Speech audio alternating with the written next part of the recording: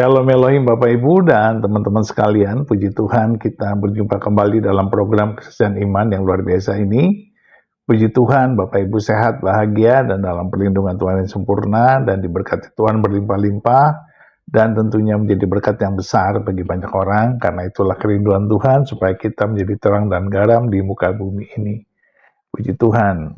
Hari ini kita akan berjumpa dengan kesaksian Pak Suprayitno yang begitu rindu untuk dibaptis pada bulan Ramadan ini. Dia begitu ingin sekali cepat-cepat dibaptis dan dia tidak mengerti bahwa dia harus mengikuti katekisasi. Tetapi karena dia sudah tidak sabar lagi untuk dibaptis, dia menolak untuk mempelajari Alkitab supaya dia dipersiapkan dengan baik dan benar pada saat dibaptis.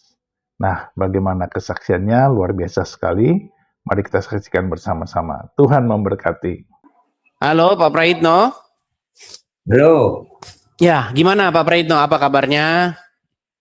Baik, cuman saya mau minta maaf Bang, karena Abang ini disalahkan. Jadi nanti bukan Abang yang ngajak saya yang ngajak Abang. Nanti orang muslim semua pada demo gara-gara Abang katanya, padahal enggak kayak gitu. Maksudnya gimana itu? Gitu. Saya kan masuk Kristen katanya gara-gara etis. Tapi tidak, saya yang bikin kayak gitu. Jadi salah paham orang-orang itu. Sebentar, tadi agak putus suaranya. Bagaimana? Saya masuk Kristen bukan gara-gara Bang Edi yang ngajak, saya pengen sendiri. Nah, orang-orang saudara-saudara saya atau orang muslim itu bilangnya gara-gara situ mau didemo gitu. Bagaimana? Jawabnya bagaimana? Baik, begini. Kan faktor itu kan banyak Pak Prayitno. Jadi sebab musabab sesuatu itu biasanya bukan cuma satu. Ada sebab sekunder, ada sebab primer. Begitu. Sebab utama dan sebab tambahan. Jadi siapa yang memilih Anda untuk berpindah atau keluar dari agama Islam masuk Kristen? Kan Anda sendiri. Itu kan kesadaran daripada Anda sendiri, bukan paksaan kan? Udah saya jelaskan Pak Bang, jadi saya nggak enak sama Abang gitu. Kalau gara-gara saya terus Abang dikecam orang seperti itu. Saya udah banyak yang ngajarin, saya tiap lab itu ngikutin, adem pikiran saya Bang, walaupun belum dibaptis kan gitu. Saya udah Kristen gitu. Oke. Bagaimana? Iya, memang. Silakan.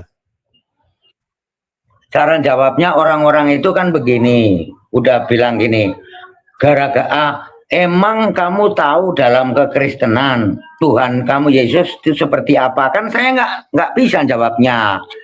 Nah, karena orang baru masa suruh jawab kayak gitu. Tapi yang pada datang itu tak patahkan bahasa begini.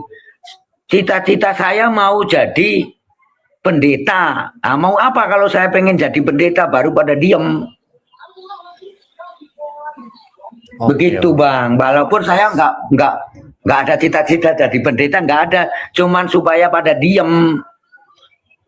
Jadi nggak nyalakan Abang Edi juga kayak gitu. Nah, orang-orang itu yang ngajarin saya itu bukan dari Bang Edis, kan saya tunggu nih dari Bang Edis mau kirim orang seperti apa ya yang saya harapkan kan gitu. Tapi saya udah adem Bang, udah. Semua orang itu, orang Kristen ya khususnya, nyapanya enak, damai, nggak ada gontok-gontokan, nggak ada marah-marah. Itu yang membuat saya damai. Lalu singkat cerita akhirnya udah dibaptis atau bagaimana Pak? Sudah diajak ke gereja tertentu? Belum, jadi kalau saya kan pengennya di Katolik. Di Katolik itu nunggu sampai 3 bulan paling cepat. Tapi tadi ada yang bilang udah diajarin doa-doa saya. Ini baptis apa bukan? Bukan katanya, harus diselopin air 30 menit apa iya Bang? Saya nggak tahu itu. Kalau 30 menit kan nggak kuat. Enggak lah, enggak diselupin 30 menit lah. Pembaptisan itu artinya tanda sebuah pertobatan. Artinya Anda itu membenamkan atau mengubur hidup Anda yang lama. Kemudian Anda keluar dari air, artinya menjadi manusia yang baru, begitu. Sebenarnya esensinya itu adalah perubahan dari manusia lama menjadi manusia baru. Seperti itu. Tadinya manusianya lamanya pengikut dari M, sekarang manusia barunya adalah pengikut Yesus, seperti itu. Jadi ada perubahan. Doa-doa itu kan saya belum ngerti. Pertamanya itu doa apa Bang kalau kamu itu? Doa apa Ini gimana? nanya ini. Kalau di dalam Kristen Pak, tidak ada doa-doa yang sifatnya itu dia hafal-hafalan. Oh, doa mau makan begini, doa mau tidur begitu. Doa itu ya doa aja, lepas aja begitu. Apa yang mau kita katakan? Nggak ada doa-doa. Kalau mau makan doanya begini, kalau mau makan doanya begitu. Itu mah pengikut M. Nggak seperti itu. Ya Bang ya. Gimana? Nyantai jadinya. Iya. Kristen itu Pak, makanya kata Tuhan Yesus, jikalau kamu mengenal kebenaran, maka kebenaran itu akan memerdekakan kamu. Jadi banyak orang ya, beragama itu mereka itu terikat dengan yang namanya ritualisme. Jam sekian harus begini, jam sekian lagi harus begini, tangan harus begini, terus begini dan begitu.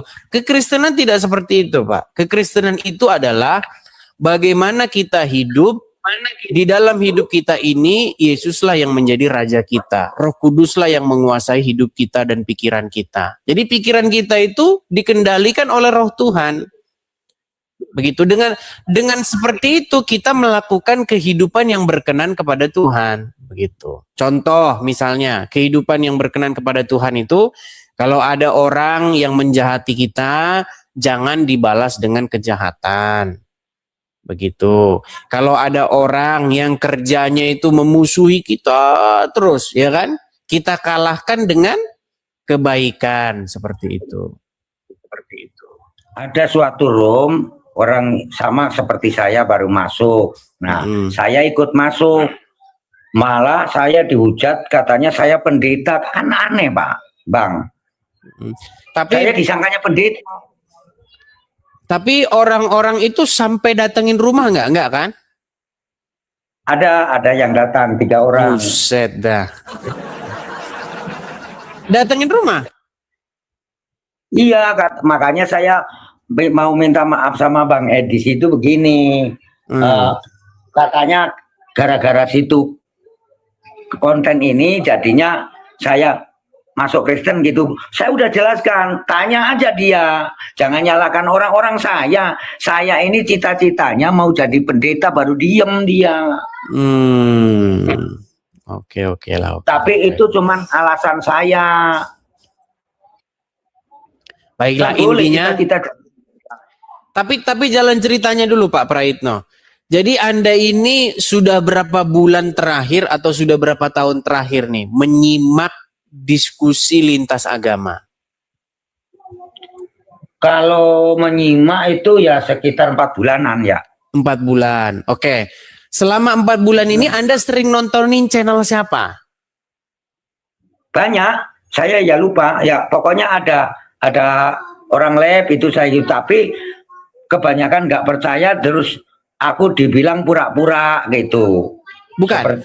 Seperti yang akhir gini Pak Praitno, yang akhirnya membuat Anda itu langsung pikiran Anda langsung berubah, mau masuk Kristen, keluar dari Islam masuk Kristen tuh yang mana yang Anda tonton? Channel mana yang Anda tonton? Ya Bang Edi yang katanya aku benci, tadinya kan mau marah sama situ, ternyata ya tidak masuk akal. Terus itu membuat yang katanya Bang Edis, istri saya kalau naik surga dapat perempuan. Waduh, saya agak panas juga kan kayak gitu. Oke. Jadi hal-hal tertentu di channel saya itu membuat Anda berubah pikiran Anda. Tadinya benci ya. Tadinya Anda ini darah halal nih orang. Tadinya begitu ya. Ya enggak kayak gitu. Ngobok-ngobok orang agama lain. Saya pikir kayak gitu. Saya simak lama-lama kok bisa ngaji, bisa dalil, bisa ini kayak gitu. Loh, begitu sama seperti tadinya saya nggak ngerti kalau yang Nabi Muhammad tuh ngawinin umur 6 tahun itu kan nggak ngerti, belum pernah dengar. Kok Edis ngomong kayak gitu, soto ini Edis ini kan gitu. Ternyata ada memang gitu. Dan itulah yang akhirnya membuat iman Anda itu goyah. Lalu Anda akhirnya memutuskan untuk meninggalkan itu dan masuk Kristen. Iya. Oke lah, baik. Itu. Jadi saya bukan karena Bang Edi, tapi ada juga karena pengaruh. Walaupun itu ada, tapi bukan karena Bang Edi. Masuk akal, saya pikir bukan, abang nggak ngajak sama sekali kan, enggak kan gitu. Nah orang-orang itu disangkanya diajak abang, ayo lihat aja apa itu kontennya tuh saya seperti apa, tak suruh sebar di seluruh dunia itu. Saya tanggung jawab sama orang, memang saya tujuannya Tuhan Yesus kan gitu. Oke lah, Pak bagaimana Praitno menurut abang? Ya memang seperti itu, banyak yang seperti Pak Praitno itu banyak. Yang tadinya dia benci, tadinya dia mengatakan bahwa saya ini penebar fitnah, ya, sang penista. Ternyata setelah dia periksa dengan sungguh-sungguh, dia mau benar-benar mencari kebenaran. Ternyata apa yang saya katakan itu memang semua benar, begitu.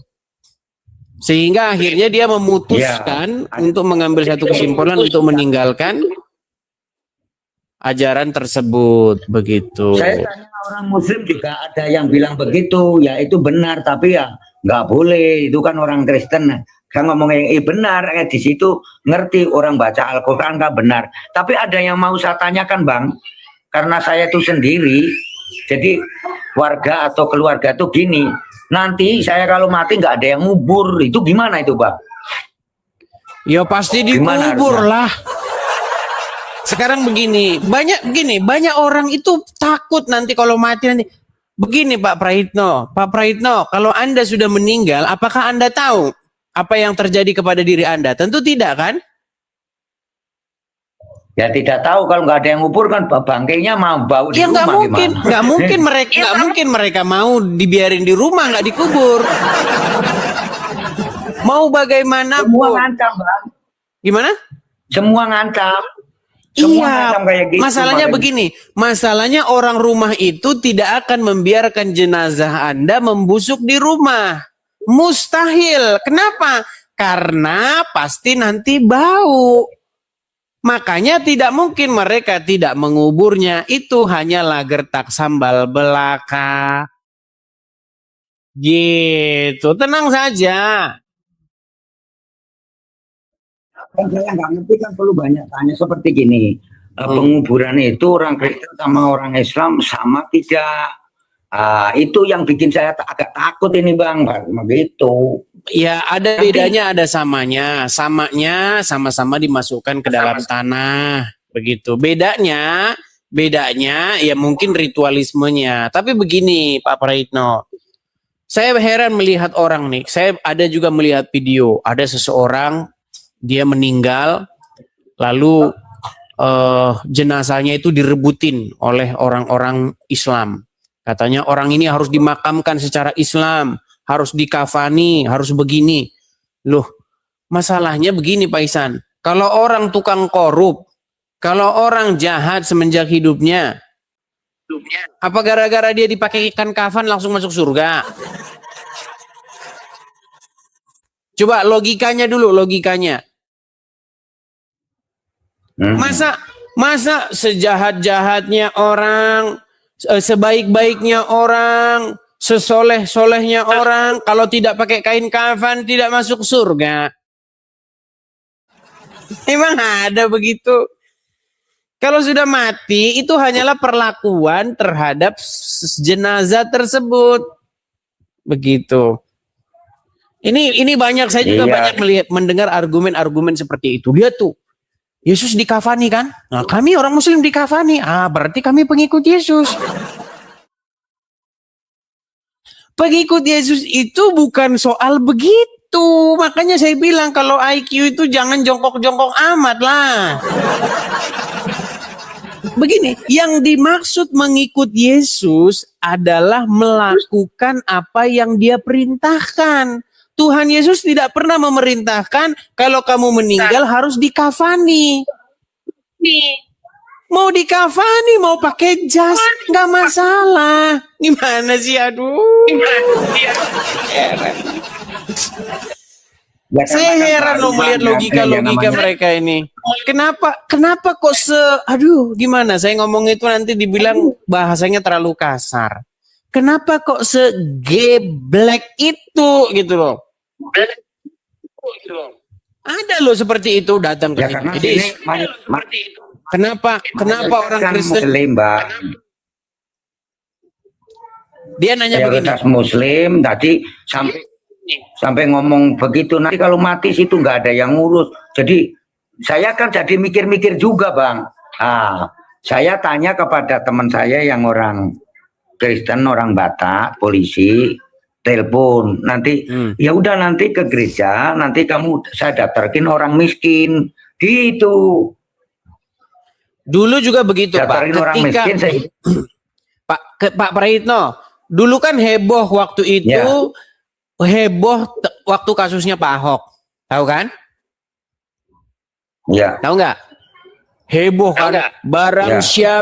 Barang siapa yang mendukung Pak Ahok, mendukung tapir, maka nanti kalau meninggal tidak akan disolatkan. Barang siapa yang mendukung Pak Ahok nanti jenazahnya tidak akan dikubur. Ini zaman ini sudah tahun berapa? Ini udah tahun berapa? Kita bukan hidup di kerajaan Majapahit.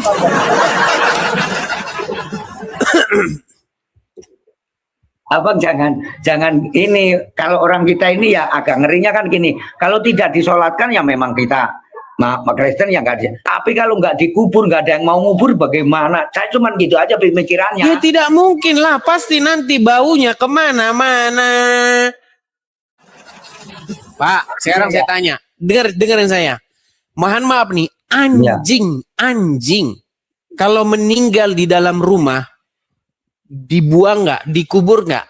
Nggak mungkin dibiarin di situ. Biarinlah, kamu waktu hidup kafir. Ya nggak mungkin. Kalau ada anjing, jadi biarin aja. Iyalah, anjing saja meninggal di dalam rumah, itu tidak mungkin dibiarkan bangkainya di situ. Pasti akan disingkirkan, pasti akan ditanam. Begitu loh. Tidak mungkin orang berkata, wahai anjing, selama hidupmu engkau tapir, tidak pernah engkau sholat. Nggak ada begitu, Pak. Itu adalah trik bagaimana orang menakut-nakuti. Dulu ada seorang gubernur yang sangat fenomenal, yaitu Pak Ahok, Pak Basuki Cahayapurnama, ya kan? Dia mengeluarkan satu statement. Dia mengeluarkan satu statement supaya para pemilih itu menjadi pemilih yang cerdas. Janganlah Anda memilih, tetapi Anda itu dihasut, ditunggangi oleh para pemuka agama yang menggunakan ayat-ayat Al-Quran untuk kepentingan politik. Itu yang Pak Ahok jelaskan kepada masyarakat, dan masyarakat itu pada waktu itu nangkep. Cuman karena hasutan, ya, karena hasut-hasutan dan karena demo bersilit-silit, akhirnya jadi begitu. Yang tadinya hanya statement biasa lalu digoreng menjadi statement-statement yang menista agama. Padahal maksudnya bukan itu sama sekali. Maksudnya itu adalah mengajak para pemilih untuk cerdas. Kalian itu milih benar-benar berdasarkan visi misi calon gubernur. Kalian memilih betul-betul berdasarkan gubernur karakternya itu gimana. Bisa nggak membangun Jakarta? Itu kan yang dididik. Iya. Cuman ada bahasa-bahasa jangan. Makanya pada waktu itu kan caranya bagaimana? Bagaimana caranya umat ini biar tidak mendukung Pak Ahok? Caranya nanti kalau kamu mati tidak dikubur. Nanti jenazahmu tidak ada yang nyolatkan. Kan begitu. Itu memang Itu takut nakut-nakutin saja. Nakut-nakutin saja itu. Iya, jadi nggak apa-apa ya, terus saja ya. Kalau saya Iya. udah bulat sih, cuman kalau kasihan anak tuh kalau saya nggak dikubur gitu doang. Tapi nggak mungkin ya. Ya, tidak mungkin tidak dikubur, Pak. Tenang saja, begitu. Oke, cuman itu yang saya keluhkan. Terus kalau orang itu menyalahkan abang, jadi disangkanya itu saya diajak abang, kan saya udah ngomong, saya timbul sendiri, ya ada tertariknya masuk di akal gitu, ada bukan diajak gitu, saya pengen sendiri gitu. Yang menjadi Terus penyebab ditanya utama itu mana? adalah diri Anda sendiri. Ya, Makasih Bang Adi. tadinya kan orang Kristen nggak percaya, malah bilang saya saya ini pendeta. Ini kalau pendeta jangan pura-pura mau masuk. Coba, Kristen biasanya gitu. kalau Anda begini, Pak Praitno, biasanya kalau Anda Muslim, biasanya di dinding-dinding tuh ada Ka'bah, ada tulisan Arab. Masih ada nggak? Ada. Nggak Coba. ada. Tuh, kemarin ada Yasin. Ya, Coba baca dulu surat Yasin, coba. Yasin wal Qur'anil Hakim ala siratim mustaqim tanzilil azizil rokim litun diru. Ya kurang hafal. Artinya? Nggak tahu dah. Ya memang seperti itu. Begitu loh. Makanya pindahlah dari suatu agama yang isinya itu hanyalah hafal-hafalan saja. Pindahlah dari suatu posisi yang isinya itu hanya mulut saja, begitu loh. Makanya di dalam Alkitab itu ada kata-kata bangsa ini memuliakan aku dengan mulutnya. Perintahnya adalah, ajarannya adalah yang diperintahkan manusia yang dihafal-hafal.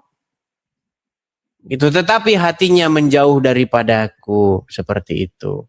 Jadi Pak Praitno sudah tepat, pilihan Anda sudah tepat. Jadi datanglah kepada kebenaran yang sejati, yaitu Tuhan Yesus. Tuhan Yesus berkata, akulah jalan dan kebenaran dan hidup. Seperti itu. Jadi teman-teman, bagi teman-teman daerah Depok ya Pak ya? Ya. Jadi teman-teman mungkin udah banyak yang DM Bang. Banyak yang DM. Saya udah banyak. Iya. Cuman ya belum ketemu di gerejanya atau di baptisnya belum. Ya, coba suatu waktu begini Pak Praitno. Suatu waktu datanglah pergi ke gereja, ya, cari gereja yang cocok, yang pas, yang biblikal begitu ya, yang pengajarannya itu sesuai dengan Alkitab.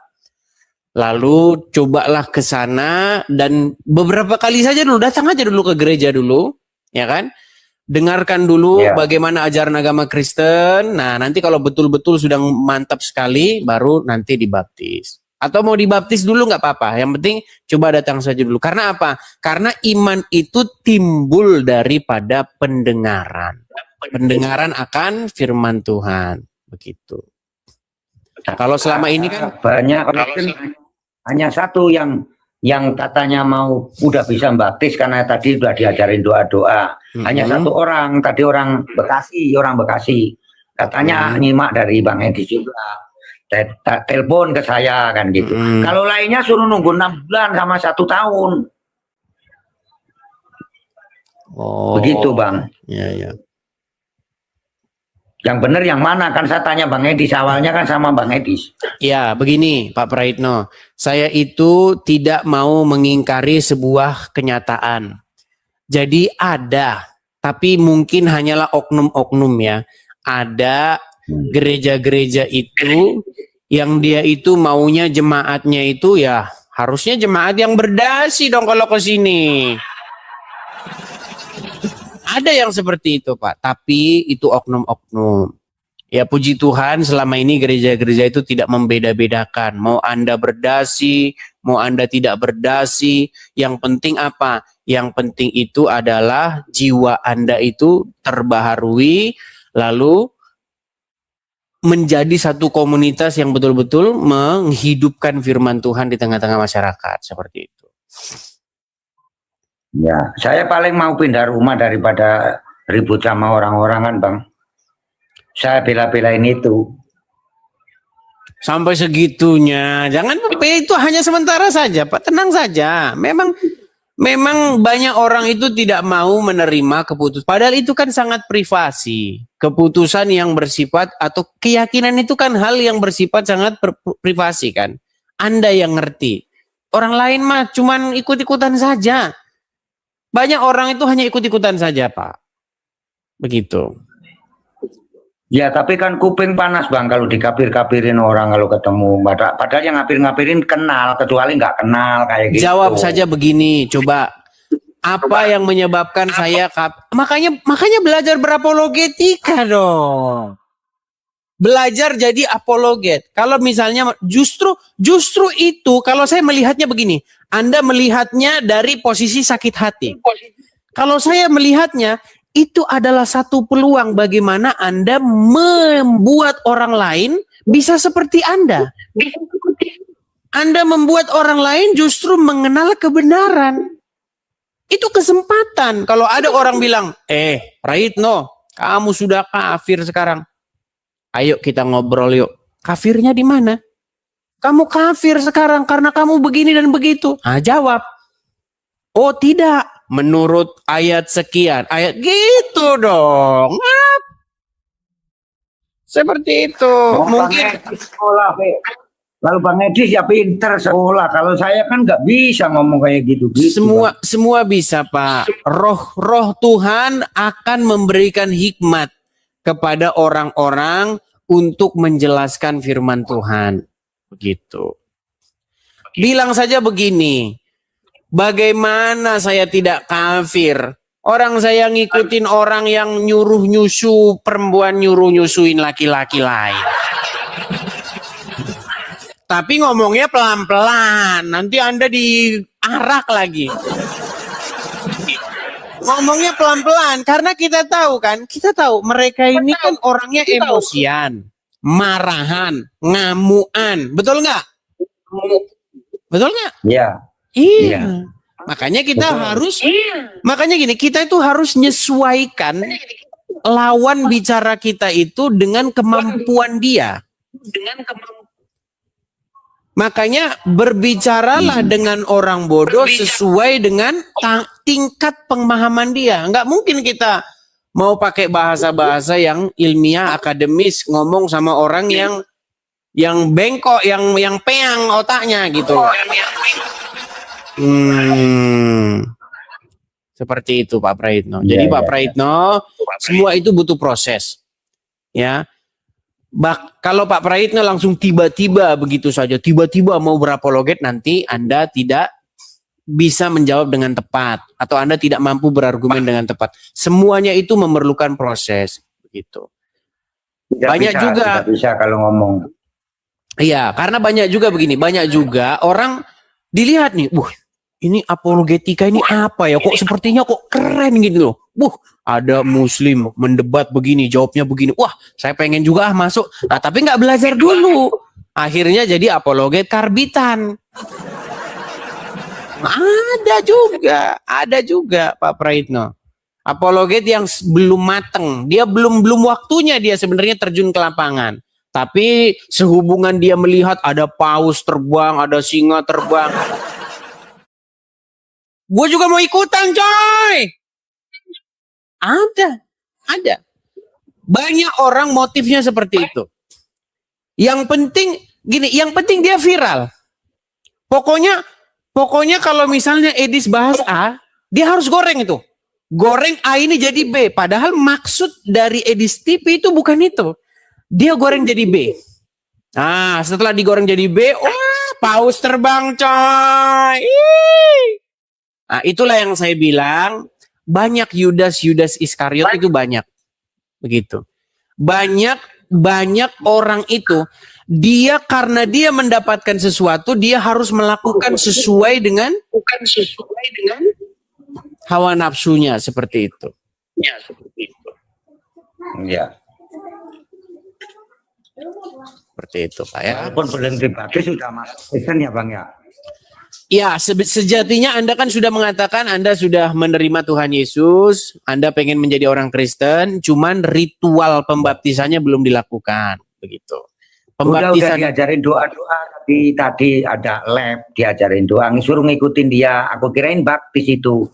Ternyata bukan, katanya harus kelamin 30 ya, menit. ya enggak 30 Gitu. menit. Baptis itu kapan-kapan saya akan tampilkan foto saya dibaptis ya. Saya itu dibaptis 2013 atau 2014. Nanti kapan-kapan saya pajang. Nanti kalau dipajang, cuman saya itu males majang-majang karena apa? Karena banyak sekali orang yang akan mengambil foto itu. Jadi ada banyak sekali akun-akun atas nama Edis. Edis Sidabutar kah, Edis TV kah, Edis ini. Itu 99,9% akun palsu.